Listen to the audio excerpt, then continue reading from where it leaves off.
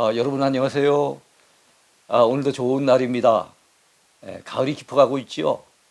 이 가을의 끝자락에 우리가 서 있습니다마는 남은 가을 시간들도 여러분들이 가을의 정취를 흠뻑 느끼시면서 행복한 날을 보내시기를 바라겠습니다. 어제부터 우리가 히브리서를 같이 공부하고 있는데요.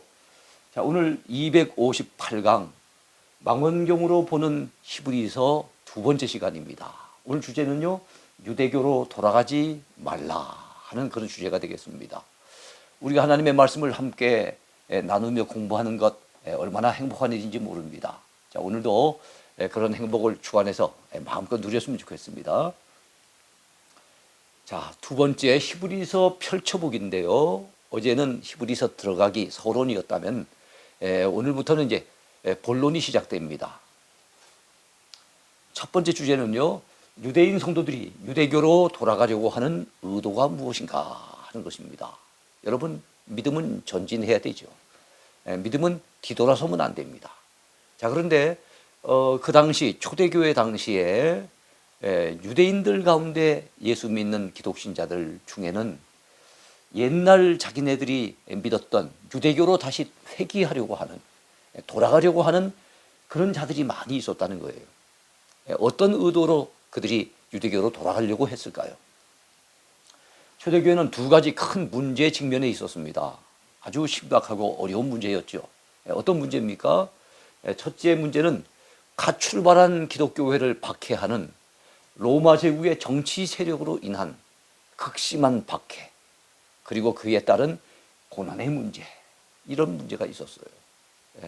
그러니까 기독교를 박해하는 로마 제국의 정치 세력이 엄청나게 교회를 적대시하며 공격하고 있었던 겁니다. 왜냐하면 우리 기독교에서는 로마 황제를 신격화해서 숭배하는 것을 옳지 않게 여기고 우상 숭배로 보고 그것에 대한 지적을 많이 했었거든요. 이것을 갖다 달갑게 여기지 않은 로마의 정치 세력이 교회를 향해서 엄청난 공격을 퍼부었던 것입니다. 자, 그에 대한 대비책으로 기록된 책들이 있어요. 이런 환난과 이런 고난, 이런 박해 가운데 어떻게 하면 믿음을 지켜낼 수 있을 것인가, 이런 관점에서 성경을 기록했는데요. 히브리서, 야고보서, 베드로전서까지 공동서신의 첫째, 둘째, 세 번째까지 그 책들이 다 고난에 대한 대비책으로 기록한 것이라 보시면 되겠습니다. 자, 둘째 문제가 있었어요. 초대교회가 직면한 두 번째 문제. 그것은 아직 조직적인 체계가 부족하고 또 교리적인 측면에서도 제대로 무장되지 못한 이 초대교회 성도들의 그 연약한 믿음을 막 흔들어대는 이단 세력들. 그 이단 세력들의 침투로 말미암은 미혹의 문제가 있었던 거예요. 그 미혹에 넘어지는 그런 믿음 연약한 성도들이 많이 있었다는 거죠. 그에 대한 대비책으로 기록된 그런 책들이 있습니다.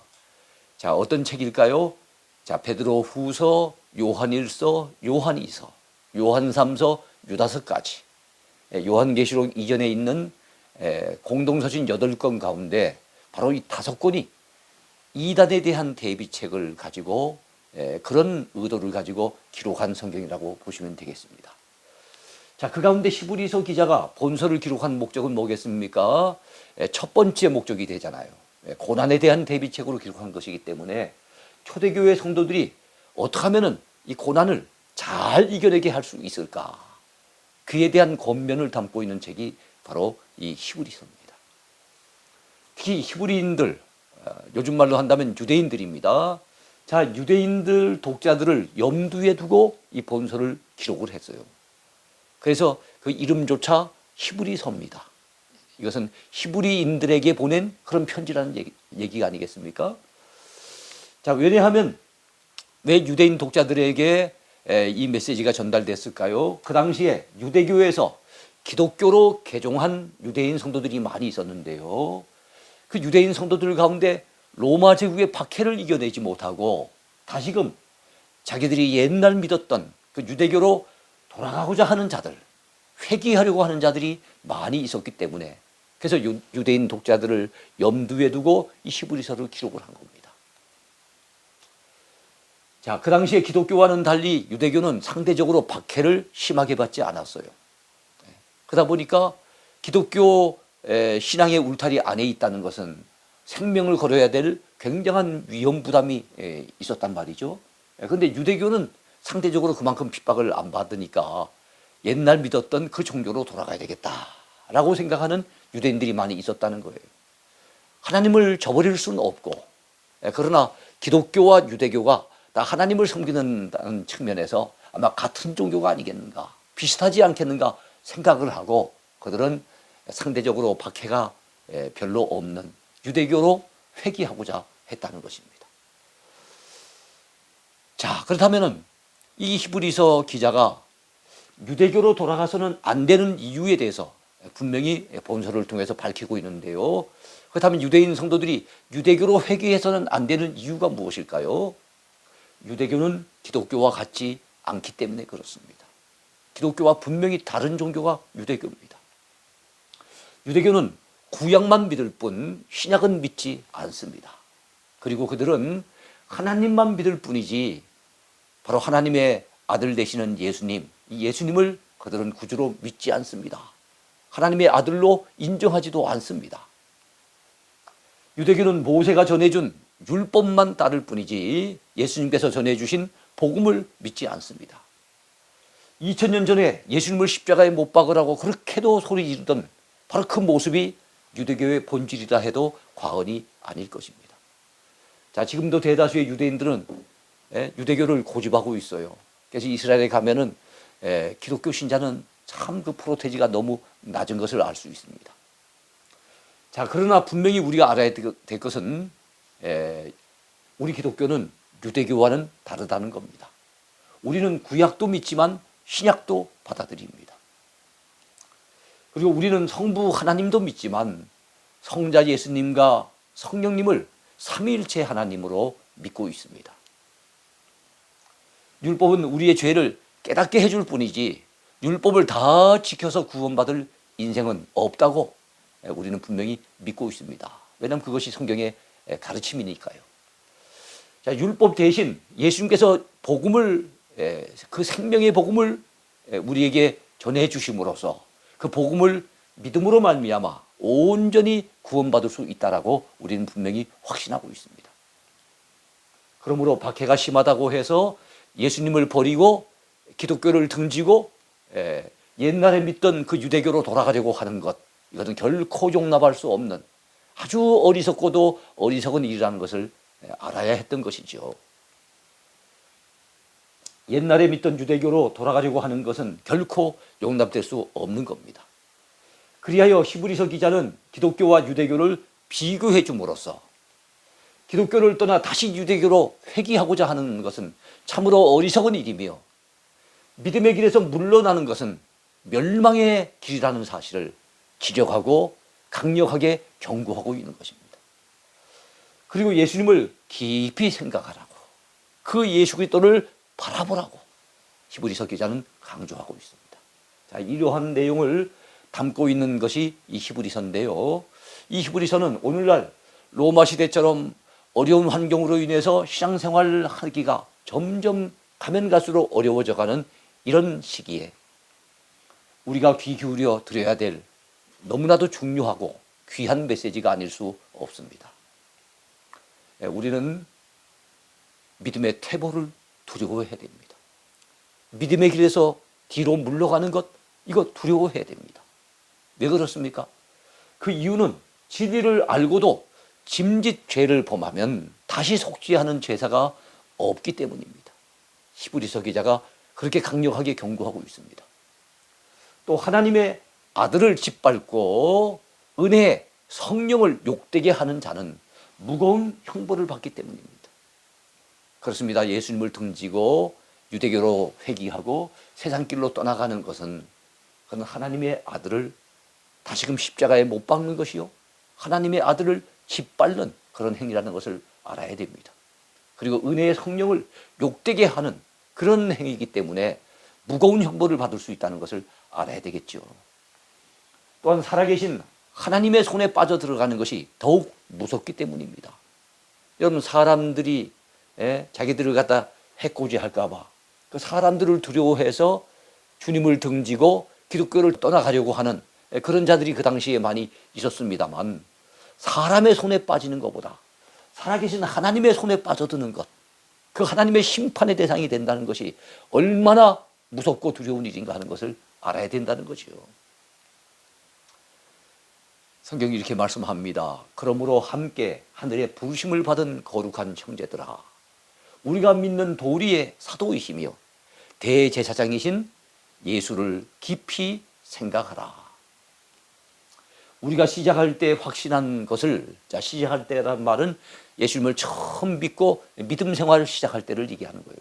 그때 믿고 확신한 것을 끝까지 견고히 잡고 있으면, 이 믿음을 끝까지 잡아야 되는 겁니다. 흔들림이 없이 견고히 잡고 있어야 되는 겁니다. 그리하면 그리스도와 함께 참여한 자가 되리라. 바로 주님과 함께 구원에 참여하는 그런 자가 된다는 거예요. 그래서 어찌하든지 이 믿음 버리지 말고, 이 믿음의 길에서 등지지 말고, 뒤돌아서지 말고 끝까지 그 믿음을 견고하게 붙잡아야 된다는 것을 히브리서 기자는 강조하고 있습니다. 한번 빛을 받고 하늘의 은사를 맛보고 성령에 참여한 바가 되고 하나님의 선한 말씀과 내세의 능력을 맛보고도 타락한 자들은 다시 새롭게 하여 회개하게 할 수 없나니, 이는 그들이 하나님의 아들을 다시 십자가에 못 박아 드러내놓고 욕되게 함이라. 이 드러내놓고 욕되게 한다는 것을 옛날 성경에서는 옛날 그 번역했던 성경에서는 현저히 욕을 보임이라, 그렇게 말씀을 하고 있어요. 그렇습니다. 주님을 다시금 등지고 배반하여 떠나가는 것, 참으로 하나님의 은혜를 많이 받고도, 하나님의 말씀을 듣고도, 성령의 은사를 맛보고도, 그럼에도 불구하고 주님을 떠나서 믿음을 저버리는 것은, 여러분, 하나님의 아들 되시는 예수님을 다시금 십자가에 못을 박아서 드러내놓고 욕되게 하는 행위라는 것을 히브리서 기자는 강력하게 경고하고 있는 것입니다. 나의 의인은 믿음으로 말미암아 살리라 라고 말씀하고 있어요. 또한 뒤로 물러가면 내 마음이 그를 기뻐하지 아니하리라 하셨느니라, 그렇게 말씀합니다. 그렇습니다. 우리 하나님은 뒤로 물러가는 것, 믿음의 길에서 퇴보하는 것, 이걸 기뻐하시지 않는다는 거지요. 우리는 뒤로 물러가 멸망할 자가 아니요 오직 영혼을 구원함에 이르는 믿음을 가진 자니라, 그렇게 말씀하고 있습니다. 그렇습니다. 믿음의 길에서 뒤로 물러가면 멸망을 당합니다. 그러므로 우리는 우리 영혼의 구원함에 이룰 수 있도록 끝까지 믿음을 붙잡아야 될 줄로 분명히 믿습니다. 세 번째 주제입니다. 비교를 통한 그리스도의 우월성을 강조합니다. 이런 히브리서의 본론에서 공부하는 것 가운데 빼놓을 수 없는 중요한 주제는 바로 비교입니다. 바로 예수님과 구약의 인물들을 비교합니다. 그리고 기독교와 유대교를 비교합니다. 그러면서 바로 기독교가 우월하며 예수 그리스도가 우월하다는 사실을 분명히 인식시켜 줌으로써 바로 기독교회에서 등을 돌리고 주님의 품에서 떠나려고 하는 그 유대인들에게 떠나지 말 것을 강력하게 경고하고 있는 것입니다. 자, 천사보다 우월한 언약의 완성자 예수, 히브리서 1, 2장은 우리 예수님을 비교하되 바로 구약에 많이 등장하고 있는 천사들과 더불어 비교하고 있습니다. 그가 천사보다 훨씬 뛰어남은 그들보다 더욱 아름다운 이름을 기업으로 얻으심이니. 그래요. 천사는 천사일 뿐이지만 우리 예수님은 바로 더 아름다운 이름, 바로 하나님의 아들이라고 하는 이름을 지니신 분이세요. 하나님께서 어느 때 천사 중 누구에게 너는 내 아들이라, 오늘 내가 너를 낳았다 하셨으며, 그렇습니다. 아무리 뛰어난 천사라도, 아무리 훌륭한 천사라도, 아무리 높은 위치에 있는 천사라 할지라도 그 천사를 향해서 우리 하나님이 너는 내 아들이라, 오늘날 내가 너를 낳았도다, 이렇게 말씀하신 적이 없어요. 오직 예수님에게만 해당되는 말씀인 겁니다. 또다시 나는 그에게 아버지가 되고 그는 내게 아들이 되리라 하셨느냐. 근데 천사에게는 그런 적이 없어요. 어느 천사를 향해 너는 내 아들이 되고 나는 내 아버지가 되리라 그렇게 말씀하신 적이 없습니다. 예수님에게만 해당이 되는 말씀입니다. 자, 이번에는 3장인데요. 모세보다 우월한 신실한 대제사장이신 예수님에 대해서 언급하고 있습니다. 그렇습니다. 3장에서 비교되는 대상은 바로 예수님과 더불어 모세를 놓고 있습니다. 구약이 그렇게 강조하는 모세, 구약에서 영향력을 크게 끼쳤던 모세, 유대인들이 그렇게 존경하는 모세지만 예수님에게는 감히 비교할 수 없는 존재인 거예요. 자, 그는 모세보다, 여기서 그는 예수님입니다. 예수님은 모세보다 더욱 영광을 받을 만한 것이 마치 집 지은 자가 그 집보다 더욱 존귀함 같으니라. 그럼 집이 아무리 아름답게 훌륭하게 지어져도 여러분 그 집을 지은 분이 더 존귀하죠. 그 집을 지은 자가 있기에 그 아름다운 집이 존재하는 것 아니겠습니까? 모세가 아무리 뛰어나고 훌륭해도 바로 모세를 이 땅에 존재케 하신 우리 주님이 계시기에 모세가 있는 것 아니겠어요? 어디 아무리 훌륭해도 그 피조물을 이 창조주 주님과 비교할 수가 있겠습니까? 또한 모세는 장래 말할 것을 증언하기 위하여 하나님의 온 집에서 종으로서 신실하였고, 자, 모세는 훌륭한 인물, 위대한 인물이지만 하나님의 집에서 종이었어요. 자, 그런데 그리스도는 하나님의 집을 맡은 아들로서 그와 같이 하셨으니 우리가 소망의 확신과 자랑을 끝까지 굳게 잡고 있으면 우리는 그의 집이라 이렇게 말씀하고 있습니다. 그렇습니다. 바로 모세는 훌륭하고 위대한 주님의 종이었죠. 그러나 종은 종일 뿐이에요. 그러나 우리 예수님은 하나님의 종이 아닙니다. 하나님의 아들이시죠. 아들하고 종하고는 비교할 수가 없는 거예요. 이번에 또 비교의 대상이 되는 인물은 누굽니까? 바로 여호수아가 등장합니다. 4장에는 예수님과 비교되는 여호수아에 대한 언급이 있어요. 여호수아가 주지 못한 안식을 주시는 대제사장 예수님에 대해서 언급하고 있는 것이 히브리서 4장입니다. 만일 여호수아가 그들에게 안식을 주었더라면 그 후에 다른 날을 말씀하지 아니하셨으리라. 그런즉 안식할 때가 하나님의 백성에게 남아 있도다. 이미 그의 안식에 들어간 자는 하나님이 자기의 일을 쉬심과 같이 그도 자기의 일을 쉬느니라. 지금 여호수아에 대한 언급을 하면서 안식에 대한 얘기가 나와요. 왜 안식을 언급하고 있습니까? 여호수아라고 하는 인물은 구약에서 차지하는 위치가 어떤 위치에 있습니까? 그는 모세 뒤를 이어 이스라엘의 영도자가 되어 가나안 땅을 정복했습니다. 그리고 하나님께서 주시는 약속대로 이 가나안 땅을 이스라엘 백성들에게 기업으로 나눠준 인물입니다. 그래서 이스라엘 백성들은 애굽에서는 종살이했고 광야에서는 엄청 고생을 했지만 가나안 땅을 기업으로 받으면서 행복을 누릴 수 있었습니다. 그러나 이 땅의 가나안 땅은 온전한 안식할 수 있는 장소는 아니었어요.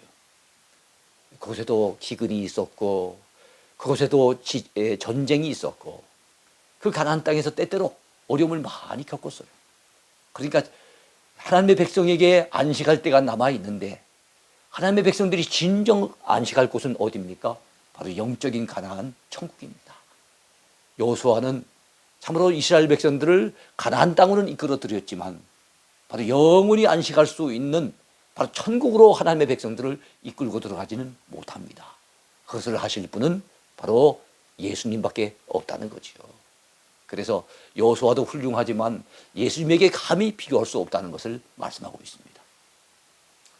이번엔 네 번째 주제인데요. 멜기세덱의 반차를 좇는 아론보다 더 나은 대제사장 예수, 이런 주제로 펼쳐지는 게 히브리서 5장부터 7장까지의 내용입니다. 여러분, 여기 멜기세덱의 반차가 나와요. 그리고 또 아론이라고 하는 인물이 등장하고 있죠. 성경에서 제사장에 대한 언급을 할 때 일반적인 제사장, 보통의 제사장들은 바로 아론의 후예들로 이루어집니다.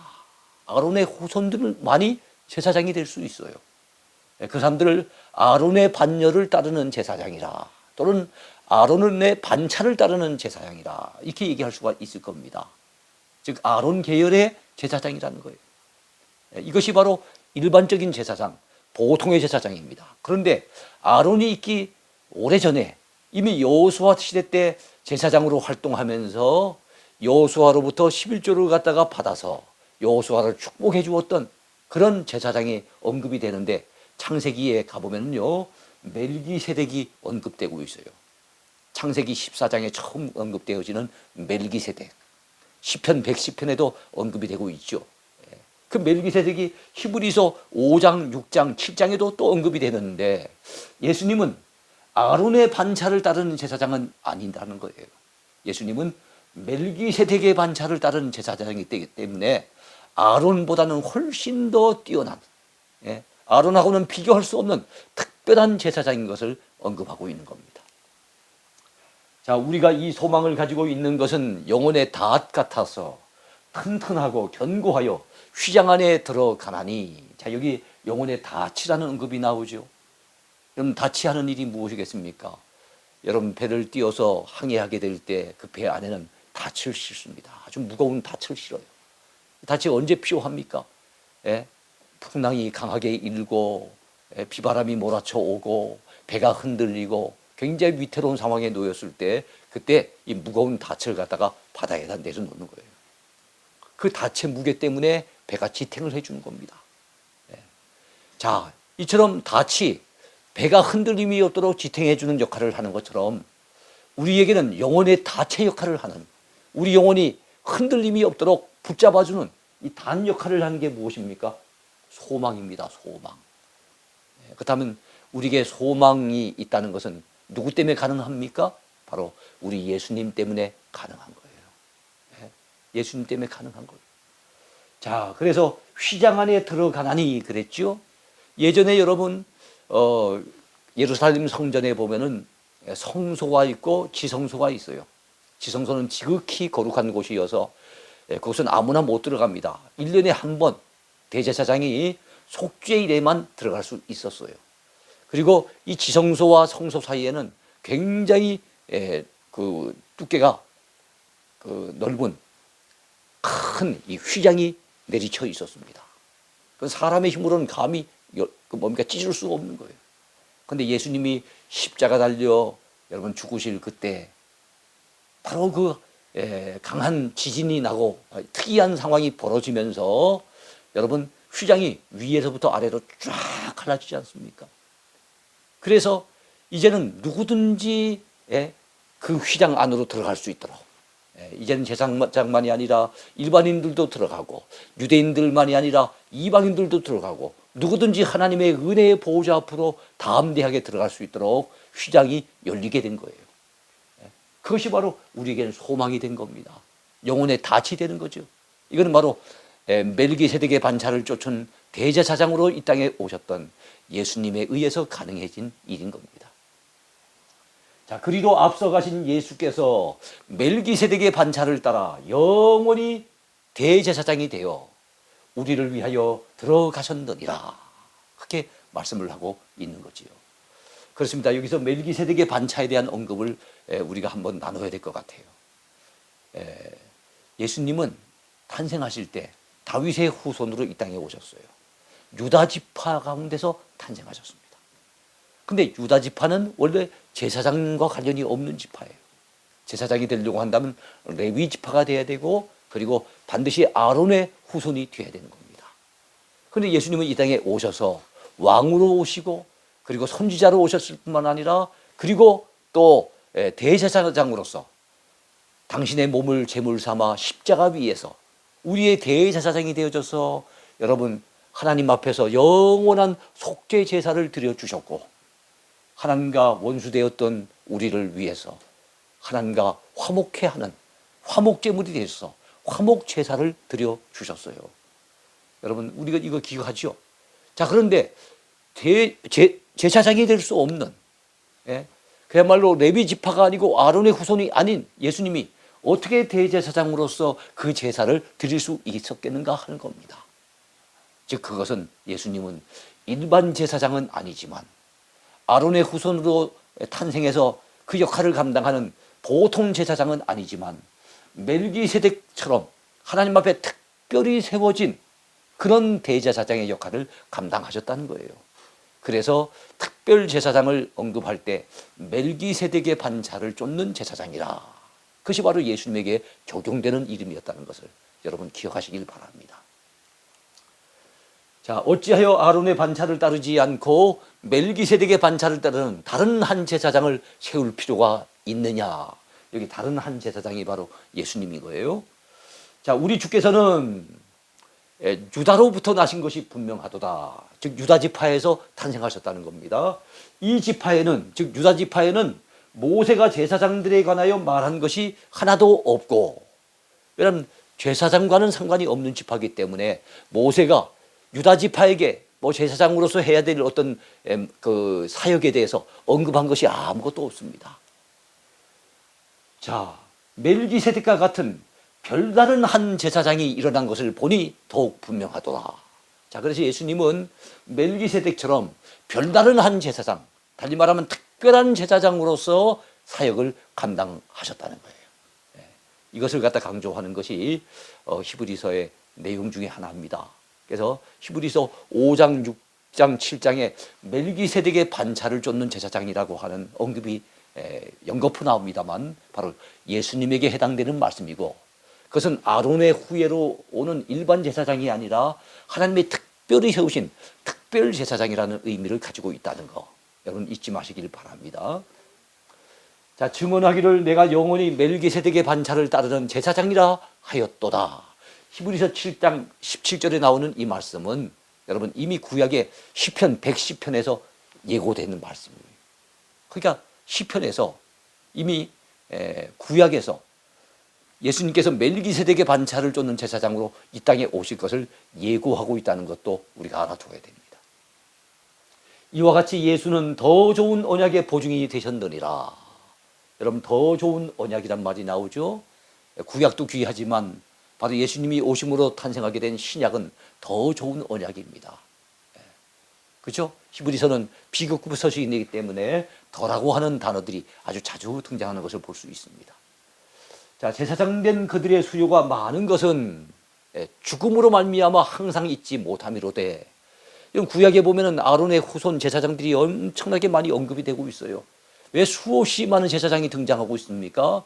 앞서간 제사장이 죽었기 때문에, 죽음으로 세상을 떠났기 때문에 그 다음 후손이 또 제사장이 되고, 그가 죽게 되면 또 다른 사람이 제사장이 되고, 그러니까 구약에는 엄청나게 많은 제사장이 있을 수밖에 없었어요. 그러나 신약의 제사장은 우리 예수님 한 분이면 족합니다. 또 다른 제사장이 필요 없어요. 그 이유가 무엇입니까? 예수는 영원히 계심으로, 우리 주님은 영원히 살아계시기 때문에 그 제사장의 직분도 갈리지 아니하느니라, 그렇게 말씀하고 있는 겁니다. 그러므로 자기를 힘입어 하나님께 나아가는 자들을 온전히 구원하실 수 있으니 그가 항상 살아계셔서 그들을 위하여 간구하심이라 그랬습니다. 하나님 보좌 우편에서 오늘도 우리를 위해서 간구하고 계신 예수님, 그분은 오늘도 우리를 위한 제사장의 역할을 감당하고 계시는 거예요. 그분은 항상 살아계세요.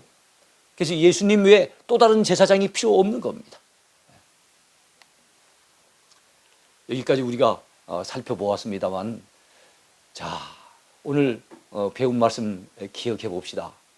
유대교로 돌아가지 말 것을 강력하게 히브리서 기자가 제기했던 그 이유, 그것은 바로 기독교와 유대교는 같지 않기 때문에 그렇습니다. 그리고 구약에 아무리 훌륭한 인물들이 있다 해도 유대교가 신봉하고 유대교가 자랑하고 유대교가 존경하는 그런 모세, 아론, 여호수아 이런 인물들이 있다 할지라도 그 인물들을 감히 예수님에게 비교할 수 없다는 것을 비교시킴으로써, 비교해 줌으로써, 그래서 기독교와 유대교는 다른 것이고, 그리고 예수님은 그 어떤 인물하고도 비교할 수 없을 만큼 아주 월등히 뛰어나신 분, 우월하신 분이라는 걸 강조함으로써 그들로 하여금 유대교로 회귀하는 것을 방지하기 위해서, 막기 위해서 바로 히브리서 기자가 이런 메시지를 전해 주었다는 것을 우리가 기억하게 됩니다. 그렇습니다. 주님을 떠나면 안 되지요. 예수님은 요한복음 15장에 포도나무 비유를 통해서 너희가 나를 떠나서는 아무것도 할 수 없다고 분명히 말씀했습니다.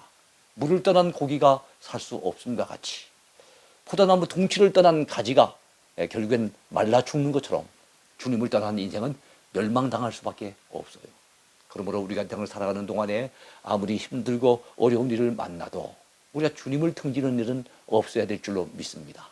그 어떤 경우라 할지라도 여러분 주님을 등지고 주님을 떠나버리는, 세상 길로 다시금 나가버리는 그런 어리석은 인생이 되지 마시길 바랍니다.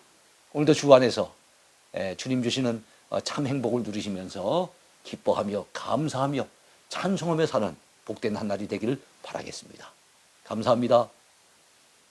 하나님의 꿈이 나의 비전이 되고 예수님의 성품